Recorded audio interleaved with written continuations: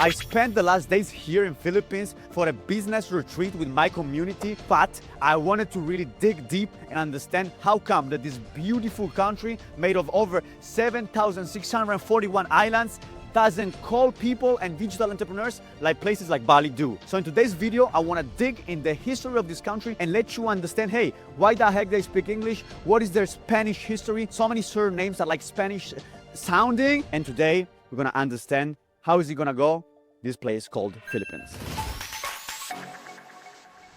Beautiful islands, beautiful weather. I mean, some typhoons here and there. Over 100 million people, and yet this place is considered a developing country. How come? How is this possible? Let's look at history, the history of Philippines. This beautiful place on earth, very far away from Europe, was firstly touched by Europeans in the colonization period in 1521. The reason it's called Philippines is because when Ferdinand Magellan came here in 1521, and by I think 1560 something, he was conquered by the Spanish people. The king was King Philip II. That's why they were called Las Islas Filipinas, so the islands of the King Philip. Imagine how it means being conquered by people coming from the other part of the world, speaking another language, and back then the island were very divided into different tribes and different groups, so there was not such a coalition, and then for 300 years being colonized by the Spanish people. So of course the Spanish people brought here Christianity, the sense of family big time, and many other things like always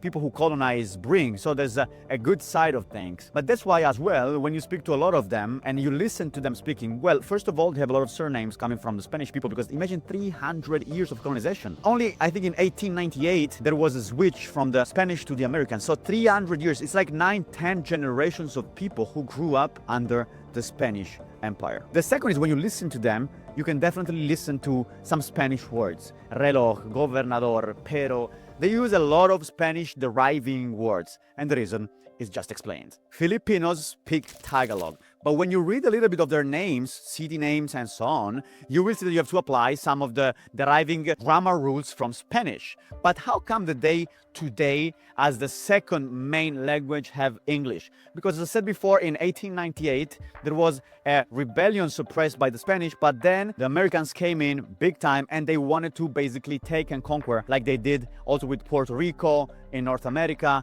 The Spanish conquered territories. So there was a big fight between the Spanish people, the Americans, and in 1898, they basically came to a deal. As the Spanish were losing and the Americans were winning, but of course the Americans and the Spanish didn't want to give to the Filipino people the territory. They pretended to won the war as saviors, the Americans, and instead afterwards they actually conquered everything themselves. So there's always been a history of conquering in these lands, and where the majority of Filipinos were not rich, and the conquerors of course made all the money and exploited the people and exploited the territory. I mean, that's the story of colonialism. We don't even have to go into it.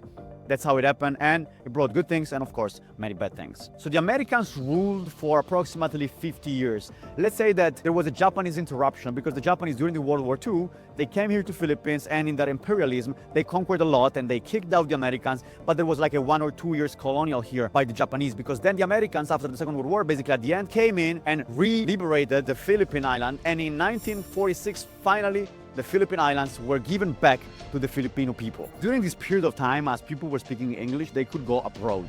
And so imagine that 10% is the GDP coming from remittances. So money sent from Filipinos living abroad to Filipinos living here. That's a lot. 10% of the GDP is coming from people living abroad. By the way, did you know that Filipinos had also a dictatorship? Marcos, this dictator, came in Philippines in the late 1900s, and he ruled with his wife Imelda for a long period of like 15 years. Also here, there was this kind of suppression and so on and so forth. So when we think that we have freedom today and we can have internet and we can access to information, hey, this is something that we should be grateful for, because hey, also here in Philippines in the late 1900s, these people had dictatorship and there was not opportunities for normal people. That's also why in today's day and age, here in Philippines, the bureaucracy is very high and the government is still very tied to America. Matter of fact, for example, there is the SEC here. So a lot of political structure are similar to USA. There is a lot of influence by USA to Philippines. Here in Philippines, there is also a base of Americans, so they can, control and overcast their power towards China. So interesting.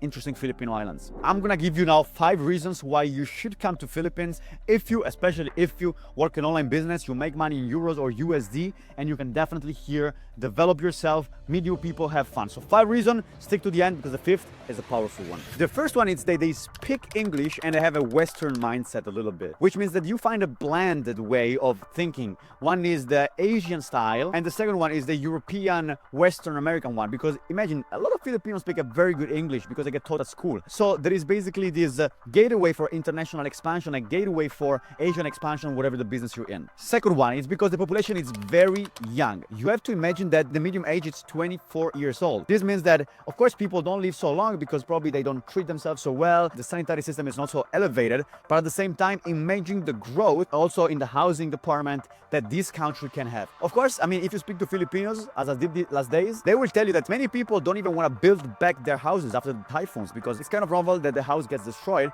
and therefore they're like, why do I even have to build it back up? But there's a lot of sectors here, the infrastructure sector, the delivery sector, that can definitely improve, and therefore it's a very big hub and opportunity to grow. The third one, as an online entrepreneur that you are, maybe you want to understand here that is the internet adoption booming. Filipinos are very into TikTok, social media, and so on and so forth. They even can speak a mix between Tagalog and English when they go on social media, so you kind of can understand. But definitely, as a person who speaks English, there is a big, huge market ready to adopt your thoughts, ready to integrate with you, ready to talk with you. As I said before, Filipinos are very warm, very kind, and they really want to serve.